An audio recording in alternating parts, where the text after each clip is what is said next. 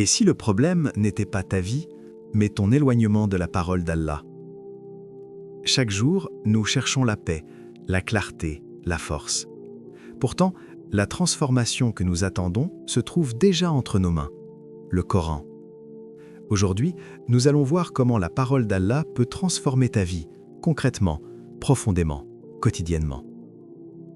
Il y a une voix en toi qui ne se tait jamais, même quand tu souris, même quand tu travailles, même quand tu pries.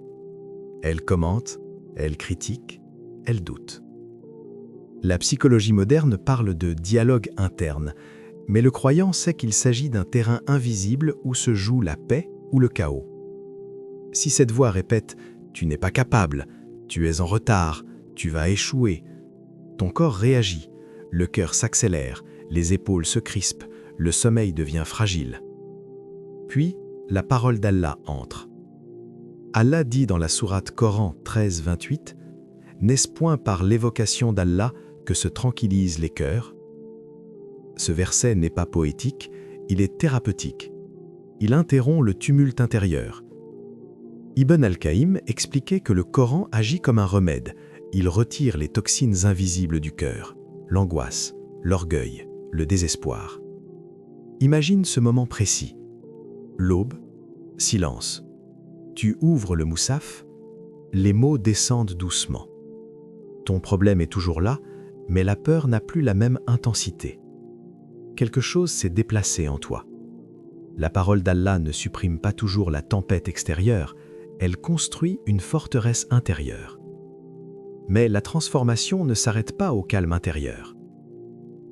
Il ne s'agit pas seulement de ce qui t'arrive, il s'agit de ce que tu racontes à ton esprit à propos de ce qui t'arrive. Un refus devient « je ne vaux rien ». Un retard devient « Allah m'a abandonné ». Une épreuve devient « pourquoi moi ?» Le cerveau humain cherche du sens, mais sans guidance, il invente des scénarios sombres. Il amplifie, il dramatise, il personnalise. Puis, la parole d'Allah intervient et casse ce récit intérieur.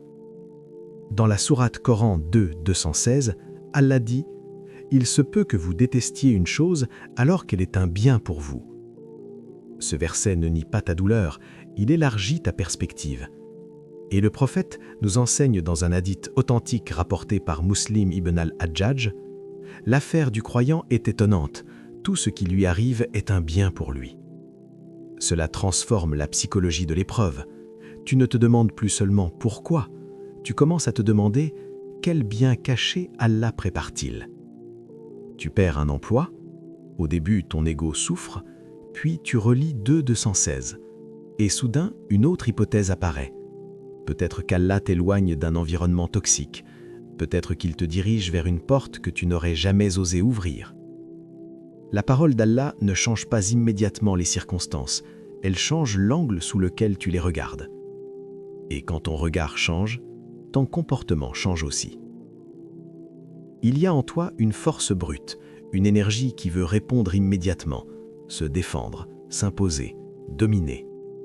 Un mot te touche et déjà la réponse brûle sur ta langue. Une injustice survient et ton cœur explose. Une tentation apparaît et ton corps avance avant que ta conscience ne parle. Psychologiquement, l'impulsion est rapide, la réflexion est lente. Et sans cadre, l'émotion devient ton maître. Allah révèle dans la sourate Coran 12.53 « En vérité, l'âme incite fortement au mal ». Ce verset est lucide. Il décrit la nature humaine sans illusion. L'âme non disciplinée cherche la gratification immédiate. Le Coran, lui, installe un frein intérieur. Il enseigne le sabre dans la frustration, le choukr dans l'abondance, la retenue dans la colère. Le prophète, sallallahu alayhi wa sallam, a dit, rapporté par Muhammad al-Bukhari et Muslim ibn al-Hajj, « Le fort n'est pas celui qui terrasse les gens, mais celui qui se maîtrise en colère. » Imagine la scène. On t'insulte, ton ego se redresse, puis un verset surgit, 41-34. « Repousse le mal par ce qui est meilleur. » Tu te tais. À l'extérieur, rien d'impressionnant. À l'intérieur, une révolution. Celui qui vit avec le Coran ne réagit pas, il répond avec conscience. Mais il y a une transformation encore plus profonde. Regarde le monde autour de toi. Tout pousse à te définir par l'extérieur.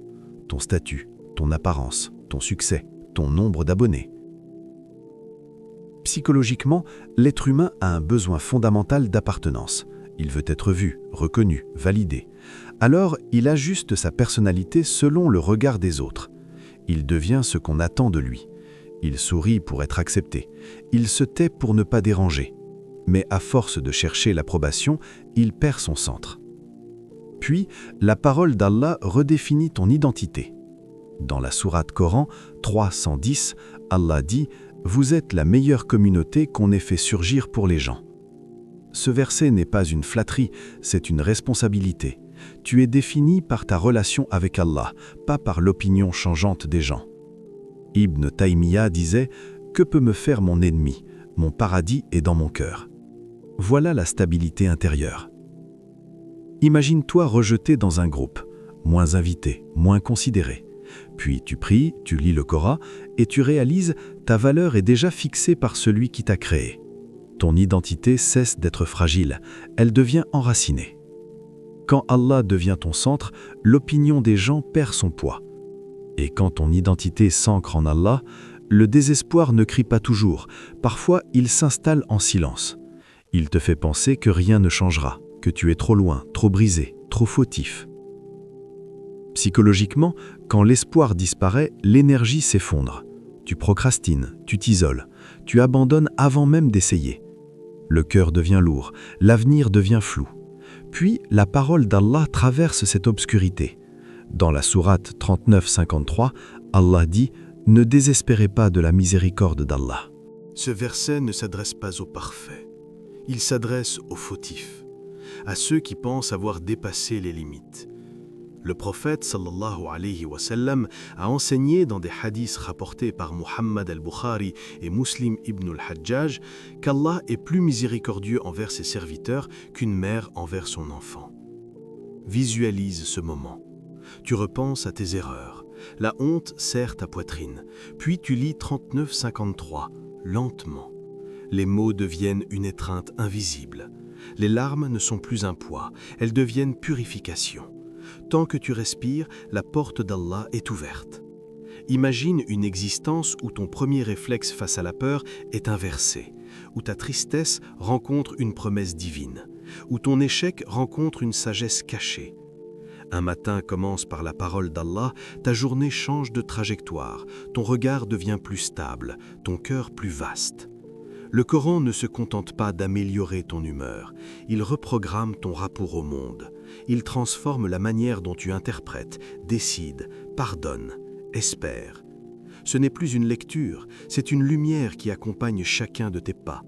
La parole d'Allah n'est pas un rituel hérité, ni une simple récitation mélodieuse. C'est une force active. Elle reconstruit ton intérieur quand il vacille, elle corrige ton regard quand il s'assombrit, elle discipline ton âme quand elle déborde, elle stabilise ton identité quand elle se fragilise, elle rallume ton espoir quand tout semble éteint.